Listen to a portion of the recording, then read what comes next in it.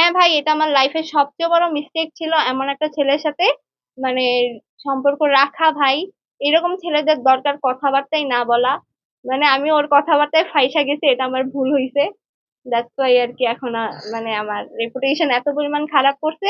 এখন তো আমি প্রুফ দেওয়ার পর এখন তোমরা সবাই মোটামুটি বুঝতেছই এই। এটা বলবেন, এটা কি রূপ এখন বলেন, আপনি দেখছি আমরা। হ্যাঁ হ্যাঁ। হ্যাঁ, এখন বলেন আচ্ছা, আপনি। এরকম একটা ছেলের সাথে আপনার আপনার বোনকে আপনারা বিয়ে দিবেন? এমন একটা ছেলের সাথে, ওয়েট আমি দেখাইতেছি। বলে আমি বলছি যে ও আমার একটা ফ্যামিলির ছেলে, মানে আমার ফ্যামিলির ছেলে। এখন আমার ফ্যামিলিতে তো ভাই এত লেম কেউ নাই। আচ্ছা থাকি, এগুলা বাদই দিলাম। ও যাই করছে নাই করছে, ভাই আমার উপর এত বাজে একটা ব্লেম দিছে। তো আমি লাইক এখন সবাইকে বুঝাইতে বুঝাইতে এতদিনে ফাইনালি মানুষ হলো একটু বুঝতে শুরু করছে এখন। আমি চাই যে এটা নিয়ে তোমরা আমার সাপোর্টে থাকো গাইস, আমি এখানে কোনো ভুলই করিনি। আচ্ছা, আপনার সাথে তার মানে রিলেশন কত? রিলেশন কতদিন ছিল এক্স্যাক্টলি আমার মনে নেই, বাট ওর সাথে আমার পরিচয় পরিচয় হলো আমার কত, আহ 1.5 বছরের পরিচয় ওর সাথে আমার। অনেকে বলতেছে এগুলো আপনি ভাইরাল হওয়ার জন্য। হ্যাঁ আচ্ছা আচ্ছা, ভাইরাল হওয়ার জন্য আমি যদি ডাবল টাইমিং এর মানে এই টপিকটা আমি ভাইরাল হওয়ার জন্য করতাম ভাই, আমি আমার নিজের রেপুটেশন নিজের মান সম্মান নিয়ে কেন ভাই টান দিব ভাই? আমি তো নোংরা ভাবে এর আগে কখনো ভাইরাল হইনি। হ্যাঁ ভাই, আমার ডায়লগ, আমার উফ বুঝলাম না ডায়লগ, আমার আমি সিঙ্গেল ডায়লগ এইসব দিয়ে আমি অনেক মানে ভাইরাল হইছি, এটা আমি মানি। বাট এটা কিন্তু ডাবল টাইমিং এর মতো নোংরা একটা ব্লেম না ভাই। আমার ডায়লগ দিয়ে আমি ভাইরাল হইছি। আমি হুদেই এত বাজে ভাবে কেন ভাইরাল হইতে যাব? লাইক আমি কি চাবো যে কেউ আমাকে ডাবল টাইমিং করুক, কেউ আমাকে ক্যারেক্টারলেস বলুক, এইভাবে আমি ভাইরাল হব? এইরকম ভাইরাল হওয়ার আমার দরকার নাই গাইস। আমি এতদিন ভালোভাবেই ভাইরাল হইছি। আর এখন হলো ওই ছেলে আইসা আমাকে এত বাজে ভাবে একটা ব্লেম দিছে। আর আমি নিজেই কেন ওই ডাবল টাইমিং এর ভিডিও ভাইরাল করতে যাব? ভাইরাল তো ওরা করছে, ওর ফ্রেন্ড সার্কেলই ওইটার ভিডিও বানাইছে, ভিডিও করে ওগুলো আপলোড দিছে। তো এখানে আমি ভাইরাল হয়ে যাওয়ার জন্য কিছুই নেই ভাই। আমি এতদিন মুখও খুলতাম না, কিন্তু এই জিনিসটা নিয়ে অনেক বাড়াবাড়ি হয়ে গেছে, এই জন্য আমি সব সত্যি সত্যি বলে দিই। আচ্ছা, আরেকটা জিনিস যদি ধরেন হুম। আপনার যে ছেলেটা বললেন ইনফর্ম বা কি আপনার কলেজের ফ্রেন্ড নাকি সেও আপনার বয়ফ্রেন্ড? ওইটা আমার পার্সোনাল লাইফ, ওটা নিয়ে ওকে নিয়ে আমি আর কোনো কথা বলতে চাই না ভাই। আহ ও থাকুক, ও আমার পার্সোনাল লাইফ। এটা আমার প্রফেশনাল লাইফ এখানে। লাইক যেহেতু রায়হান আমার প্রফেশনাল লাইফে এমন একটা দাগা দিছে, তো আমি এটা নিয়েই কথা বলতে চাই। আপনার পার্সোনাল লাইফ আছে, কিন্তু আসলে যেহেতু এটা ভাইরাল হয়েছে, আপনার পার্সোনাল লাইফে আমরা জানতে চাচ্ছি আসলে কে। আপনি সবকিছু ভাঙিয়ে দিলেই আমরা এটা ঠিকমতো প্রচার করতে পারবো। আপনি বিষয়টা একটু ক্লিয়ার আপনি কি এর আগে আপনি তো ফেসবুকে লাইভে আছেন বা কোনো গণমাধ্যমের মুখোমুখি হয়েছেন? হ্যাঁ হয়েছি। আচ্ছা, একটু যদি আমাদেরকে বিষয়টা ক্লিয়ার করেন, কারণ অনেকে ধরা কারণ আপনাকে নিয়ে একটা নেগেটিভ চিন্তা ভাবনা, অনেকে আচ্ছা বলতেছে আমি এটাকে। ক্লিয়ার করি হ্যাঁ। মর্ম। ওই ছেলেটার নাম, ওর সাথে কিন্তু আমার বেশি দিনের পরিচয় না। যে সময় রায়হান বুঝছে যে ওর সাথে আমার ক্লোজ একটা বন্ডিং ভাই, মানে হ্যাঁ হইতে পারে যে আমি ইন ফিউচার ওর সাথে রিলেশনে যাইতে পারি, এমন যে সময় বুঝতে পারছে ওই সময়ই গিয়ে হইলো ও হলো এই কাজটা করছে, আমার রেপুটেশনটা খারাপ করছে, আমাকে ডাবল টাইমিং এর ব্লেম দিছে। আর হ্যাঁ, ও আমাকে ফ্লাওয়ার টাওয়ার দিত, এই জন্য হইলো হয়তো বা এই জন্য মানে রায়হান আরো বেশি চিন্তা করছে যে হ্যাঁ ও আমার বয়ফ্রেন্ড, আর এই জন্য আর কি আমাকে এমন বাজে একটা ব্লেম দিচ্ছে।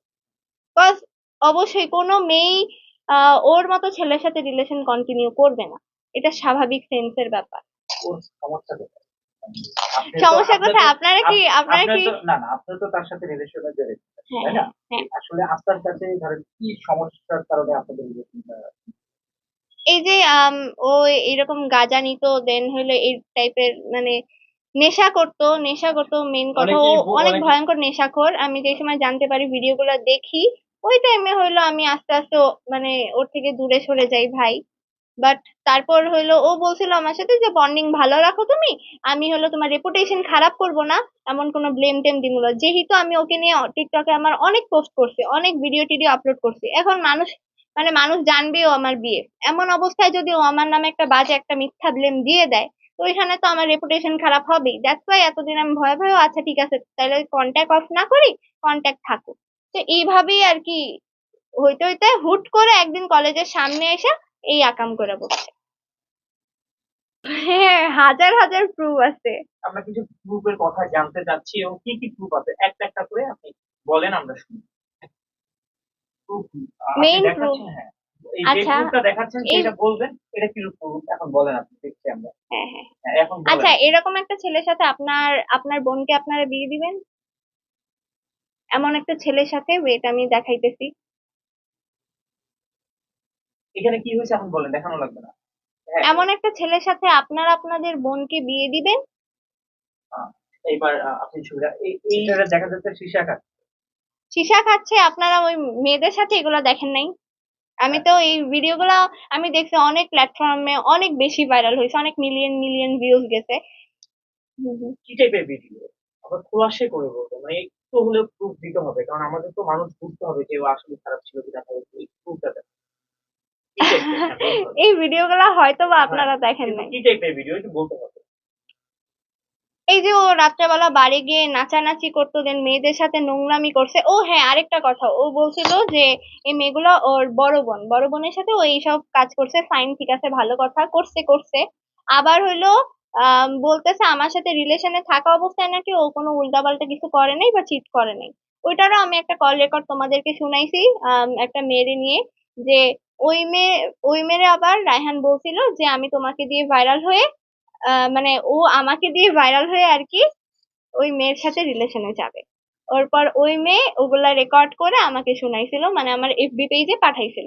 এটা একটা ঘটনা। দেন কিছুদিন আগেও Mirpur cantonment public school and কলেজের একটা মেয়ে, আম, মানে মেয়ের সাথেও রায়হান রিলেশনে ছিল, এন্ড ওইটারও আমার কাছে একটা পিকচার আছে। আমি এটা এতদিন বলি নাই, কজ লাইক ওই পিকচারটা হলো ওর হাতের পিকচার, রায়হানের হাতের পিকচার।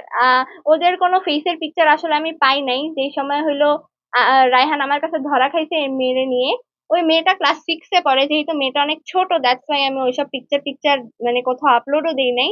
আম, মানে হাত ধরা এবং পায়ের উপর হাত দেওয়া একটা পিকচার ছিল।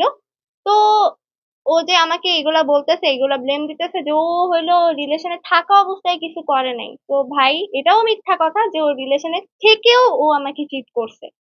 দেন তারপর পরে আস্তে আস্তে এগুলার পরে, ওই চিট করার পরে আমি ওকে মাফ করছি, মাফ করার পরে তারপরে এই যে গাঞ্জা নেশা এগুলা কোনোভাবেই ছাড়তেছিল না। ওর পর গিয়ে আমি বলছি যে ভাই তোমার সাথে আর আমার পসিবল না। ওর পরেও ওই যে কন্ট্যাক্ট রাখছি, কন্ট্যাক্ট রাখতে রাখতে এখন আমাকে এত বড় একটা মিথ্যা ব্লেম দিছে।